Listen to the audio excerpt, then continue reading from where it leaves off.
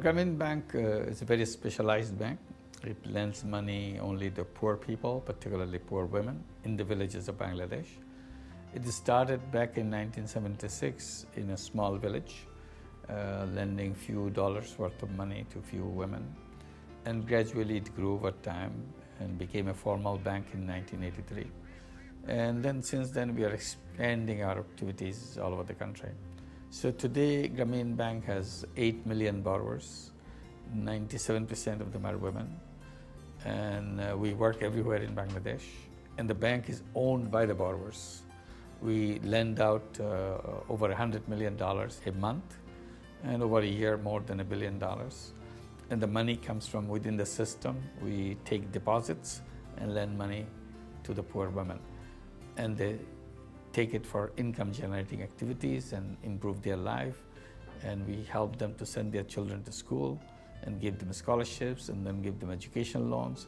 So thousands and thousands of students are now in higher education in medical schools, engineering schools, universities with Grameen Bank's education loans. So basically this is all dedicated to help the poor families to get out of poverty. And they own the bank and they run the bank.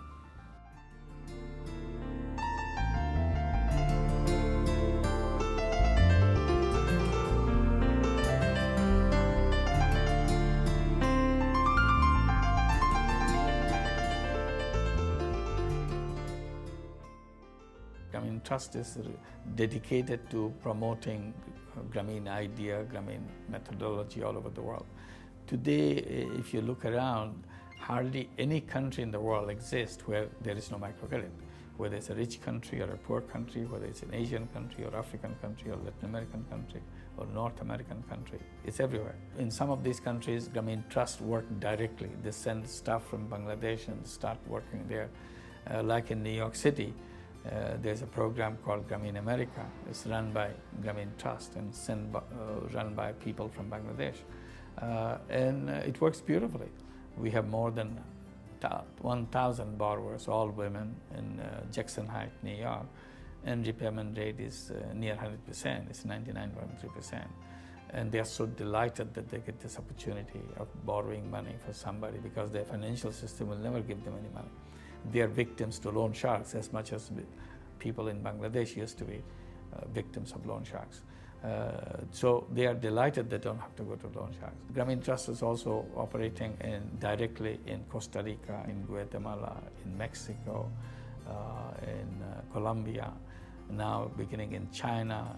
They do it in India, in Kosovo, in Turkey, in Zambia, and so many countries they operate, and they are expanding into many other countries.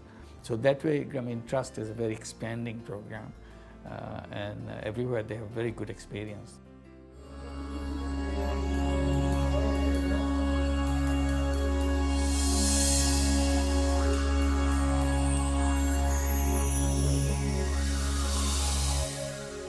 Social business is a business where you don't make money.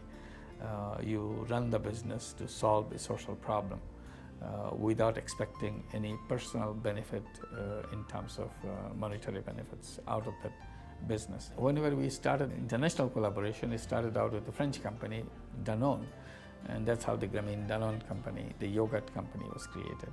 That's the first international collaborated social business company. Then came Veolia, another French company. So we have a Grameen Veolia water company. This is to produce clean water in the village. And several other French companies are discussing with us.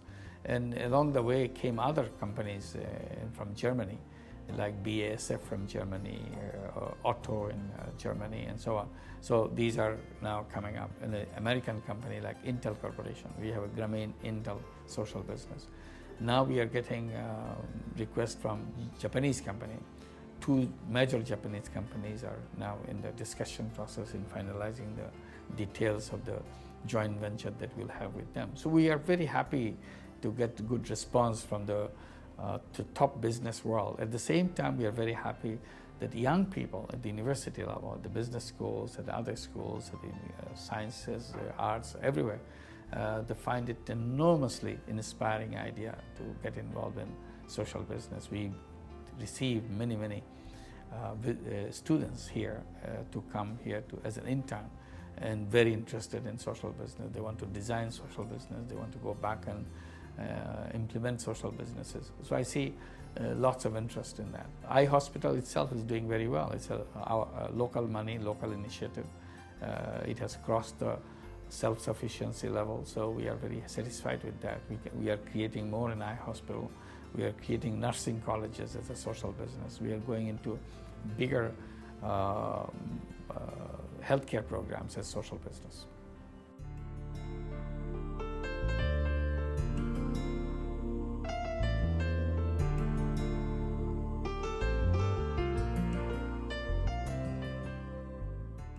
Grameen Credit Agricole is an initiative, it's a dream, it's an objective that we are chasing. We think it is doable.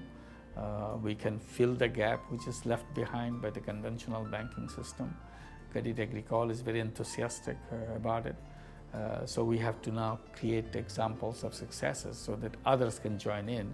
So it's a kind of a nucleus which will gradually grow. Others will come and join hands with the joint activities, and we'll gradually move into social business funding, which will be another exciting experience for us.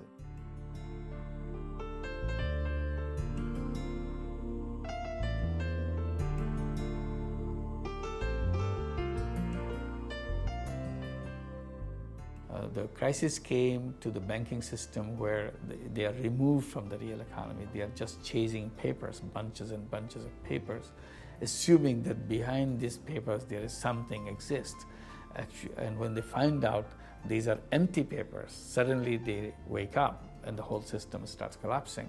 So we are not in that kind of fantasy economy where you build up an imaginary economy and you chase that economy as if it's real.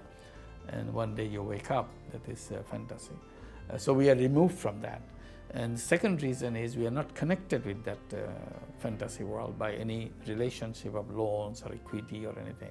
Since very local financing which supports the Grameen system, because it's a local deposits, and that money you use, we are not borrowing from international financial centers or international monetary system or international financial houses. So we are not connected with that. So you remain insulated from that world.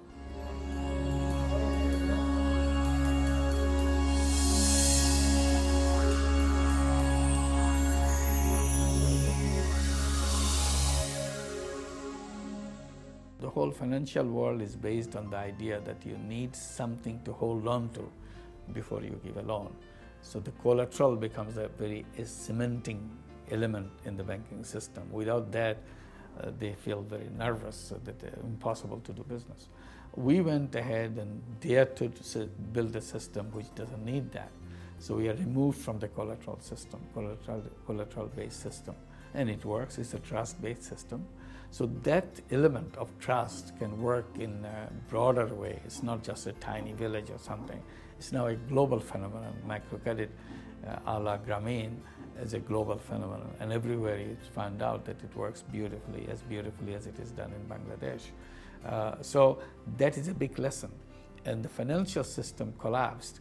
That financial system is only a very fragmented system.